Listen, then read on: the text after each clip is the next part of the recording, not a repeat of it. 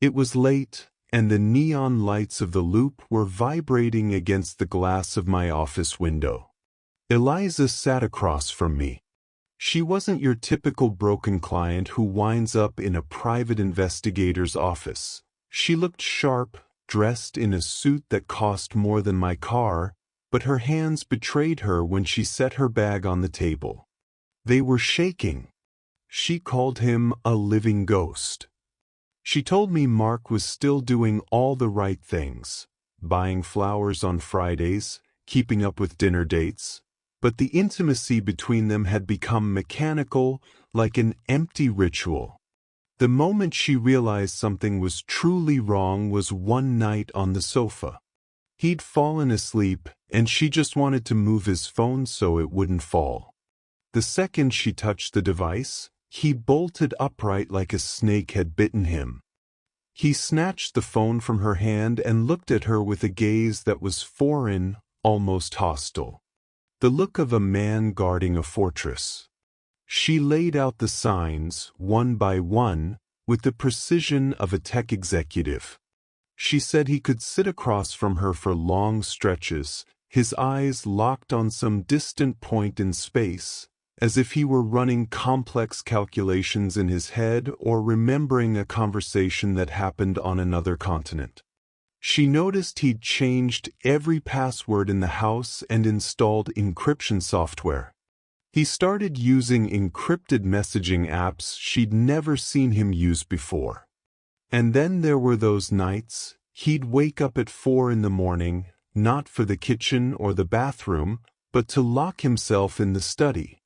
When she asked, he'd toss out an excuse about working with the European market. It sounded logical given his job, but his tone was too defensive, too on edge. By the end, she broke a little. She told me she felt like she was going insane. She said she'd rather find out he was cheating with the neighbor downstairs, just so it would have a name, rather than continue living in this fog. Everything looked fine on the surface, but beneath it, a void had opened up that she couldn't decode. She wasn't just asking me to tail him, she was asking me to find the man who had gone missing inside her own home. She leaned forward, the scent of her expensive perfume mingling with the smell of the cold coffee that had been sitting on my desk for far too long. She whispered, as if the walls of my South Side office were listening, and said the facts weren't what scared her, it was the precision. She described how at dinner he'd laugh at her jokes, but the moment she turned her head, his face would collapse. She called it a mask of existential fatigue. As if he were carrying an entire world on his back that she hadn't been invited to. A week before she came to see me, she found a receipt in his coat pocket from a toy store in Cicero. Teddy bears, baby clothes. When she asked him, he didn't even bat an eye. He answered in a calm, almost icy tone that it was for a colleague's daughter. But that colleague had never been mentioned before, and no baby shower invitation ever came in the mail. She told me his lies had become too professional, as if he were rehearsing them in front of a mirror before walking through the front door. And then came the London thing. Suddenly he knew the weather there, dropped words in British slang that he had no business using, and started watching Premier League matches at odd hours. When I asked her if she thought he had someone there, she looked me dead in the eye and said it was deeper than that. She felt he was building a literal alternate identity, a brand new person, and that every time he came back to Chicago, he felt like a tourist in his own life. She called him a living ghost. She told me Mark was still doing all the right things, buying flowers on Fridays, keeping up with dinner dates, but the intimacy between them had become mechanical, like an empty ritual. The moment she realized something was truly wrong was one night on the sofa. He'd fallen asleep, and she just wanted to move his phone so it wouldn't fall. The second she touched the device, He bolted upright like a snake had bitten him. He snatched the phone from her hand and looked at her with a gaze that was foreign, almost hostile. The look of a man guarding a fortress. She laid out the signs, one by one, with the precision of a tech executive. She said he could sit across from her for long stretches, his eyes locked on some distant point in space, as if he were running complex calculations in his head or remembering a conversation that happened on another continent. She noticed he'd changed every password in the house and installed encryption software. He started using encrypted messaging apps she'd never seen him use before. And then there were those nights, he'd wake up at 4 in the morning, not for the kitchen or the bathroom, but to lock himself in the study. When she asked, he'd toss out an excuse about working with the European market. It sounded logical given his job, but his tone was too defensive, too on edge. By the end, she broke a little. She told me she felt like she was going insane. She said she'd rather find out he was cheating with the neighbor downstairs, just so it would have a name, rather than continue living in this fog. Everything looked fine on the surface, but beneath it, a void had opened up that she couldn't decode. She wasn't just asking me to tail him, she was asking me to find the man who had gone missing inside her own home. She leaned forward, the scent of her expensive perfume mingling with the smell of the cold coffee that had been sitting on my desk for far too long. She whispered, as if the walls of my South Side office were listening, and said the facts weren't what scared her, it was the precision. She described how at dinner he'd laugh at her jokes, but the moment she turned her head, his face would collapse. She called it a mask of existential fatigue. As if he were carrying an entire world on his back that she hadn't been invited to. She finished by saying she no longer trusts her own senses. She lies next to him at night, hearing his breathing, knowing his thoughts are in another time zone, in another house, with other people. She asked me to break through his firewall. She said the man she sleeps with is no longer the man she married, he's just a backup of someone else. I started with the bread and butter of the profession, classic street surveillance. I stuck to him from the moment he stepped out of his sleek building in the Loop. I burned hours inside the car, with cold coffee and a view of concrete, watching him go from the office to the gym, and from there to lunch meetings in quiet neighborhood cafes. Every time I thought I had something, that I saw him looking sideways or checking who was behind him, it turned out to be nothing. He looked like the perfect husband from the commercials, meeting friends from work, smiling, returning home exactly when the streetlights came on. It was frustrating. No mistress, no safe house, nothing but a routine that was boring to a fault. Then Eliza called. Her voice was trembling, not with fear, but with the excitement of someone who had found a breach in the wall. She had stumbled upon something in their family iCloud account. She told me the online backup storage had suddenly exploded. It had reached its full capacity. It didn't make sense to her. She had peeked at his phone gallery while he was showering, and there were barely a few photos of work and the dog at that moment. The penny dropped. I realized I had been playing on the wrong field. While I was looking for tire tracks on the road, Mark was leaving data tracks in the sky. His real life wasn't in his pocket, and it certainly wasn't on the streets of Chicago. It was locked inside a server somewhere, password protected, waiting in the cloud. I understood that the photos he deleted from his device every night, they didn't really disappear. They had simply moved to a different home. I sat in front of the screen in the back room of the office, windows closed, the only light coming from the monitor. Eliza had given me access, but typing in that password felt like opening a door to a house I had never visited. The data began to flow. Thousands of files pulled from the hidden backup, the kind Mark was certain no one would ever look for. At first, they were just folders with generic names like Project 2024 or Document Backup. But the moment I opened the first one, I knew I'd hit the motherlode. This wasn't just an affair. This was an entire life built in pixels. The first photo that popped up was of Mark. He looked 10 years younger, smiling inside a typical London pub with dark wood walls.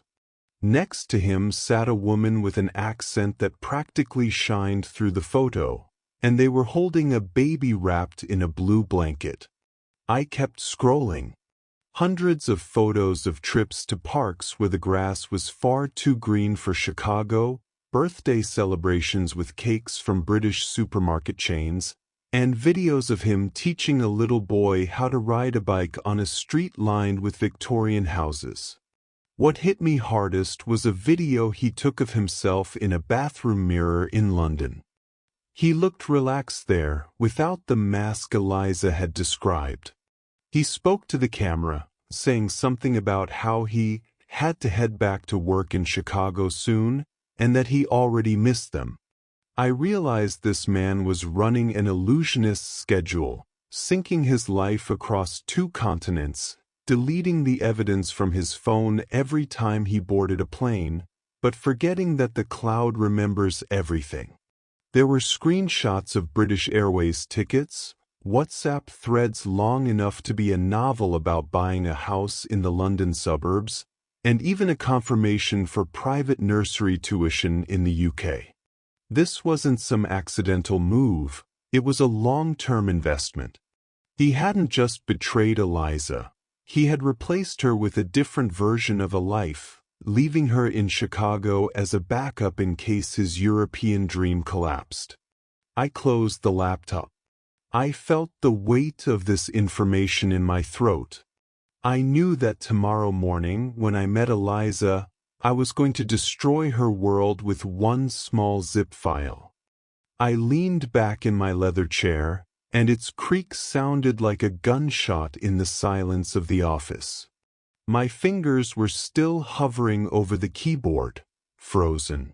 I've seen a lot of things in my career in Chicago, con artists, thieves, cheap cheats, but this was something else. I felt a slight nausea, the kind you get when you look too deep into an abyss. I looked at the photos of Mark with that boy in London, and I thought of Eliza waiting for him at the house in the Gold Coast, making dinner and wondering why his gaze was so distant. This wasn't just a betrayal case. This was the erasure of a human being. I felt like an accomplice to a crime, just by the mere fact that I was holding this secret now. Those folders, so organized, were like a ticking time bomb placed on my desk. I felt a quiet anger, the kind private investigators are supposed to learn to suppress. Mark didn't just lie. He operated an entire logistical system to steal the reality of 2 different women. I thought about the immense effort required to manage a life like that, the excuses, the flights, deleting messages every time the wheels touched down on the runway at O'Hare. It was a full-time job of sophisticated evil.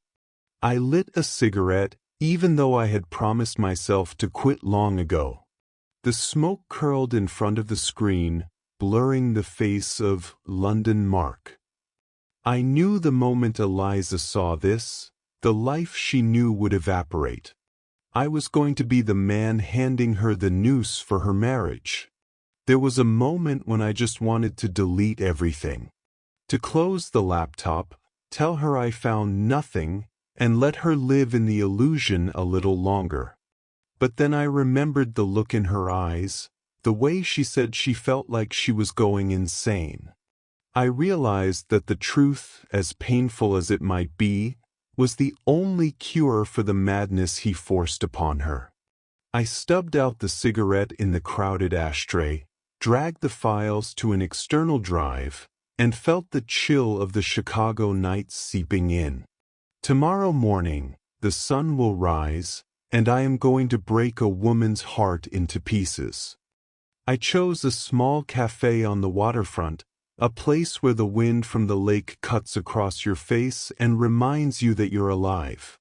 Eliza sat across from me, her gaze locked onto mine, searching for an answer even before I pulled out the envelope. There were no unnecessary introductions. I placed the tablet on the table and opened the folder I had marked during the night.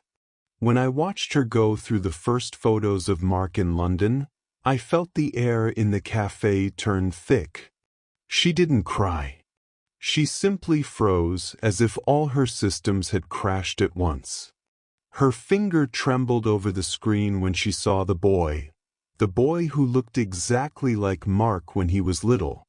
I saw her connecting all the dots in her head. The flights, the strange hours, the British slang that once sounded like a joke to her and today sounded like betrayal.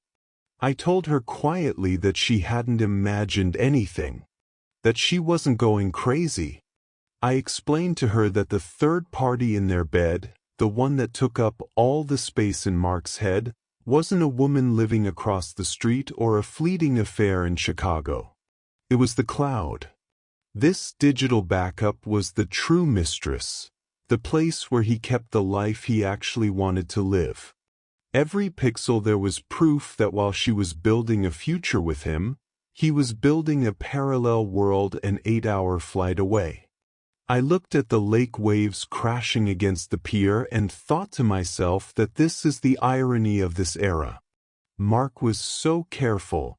He changed passwords, he deleted messages, he locked his phone in a vault of fear. But he forgot that technology is no less treacherous than he is. It saves everything. It quietly backs up our sins, waiting for someone to type in the right code. Eliza looked up from the screen. Her eyes were empty, but the shadow of doubt had vanished from them. She closed the device with a sharp motion, and I knew at that very moment, Mark stopped being a ghost and became a target. I paid for the coffee, left her the hard drive, and stepped out into the Chicago cold. The case was closed, but I knew her war was only beginning. The last I saw of Eliza was her silhouette retreating toward her car, the hard drive gripped in her hand like a loaded weapon. A month later, the case was already the talk of the hallways in the Chicago courts, and I got my answers through official reports and one brief phone call from her. They didn't just break up, she dismantled him. Eliza didn't waste a single moment on unnecessary tears. She used all her tech expertise and the material I brought her to execute a surprise attack. She made sure a restraining order was waiting for him at O'Hare Airport the moment he landed from another business trip to London. He didn't even get the chance to step inside the house. All the locks had been changed, and his belongings were waiting for him in cardboard boxes at a rented warehouse on the outskirts of the city. I found out that Mark tried to play the victim, claiming it was a mistake or a data glitch, but against the online backup, he didn't stand a chance. Eliza sent all the materials, the photos, the wire transfers, the records of the house in London, to his lawyers and his partners at the firm. His double life collapsed like a house of cards in the Chicago wind. He lost his senior position, and the divorce settlement she forced upon him left him with almost nothing on this side of the ocean. The craziest part one learned? The woman in London knew nothing about Eliza. She was convinced he was working in Chicago on a temporary contract and that he was doing everything he could to move them there one day. Eliza, in a move of cold and calculated revenge, made sure to send her the backup as well. She wanted him to be left without a home on either continent. The last time I heard from Eliza was when she sent me a check with a generous bonus and a short note. "Thank you for finding the man I lost. Now I can stop looking." I understood then that Mark had vanished from her life for good. He probably went back to London to try and pick up the pieces, or perhaps he found himself a new city to invent another identity in. But in Chicago? In Chicago, he became a cautionary tale about the man who thought he could live twice and forgot that the cloud is always watching from above.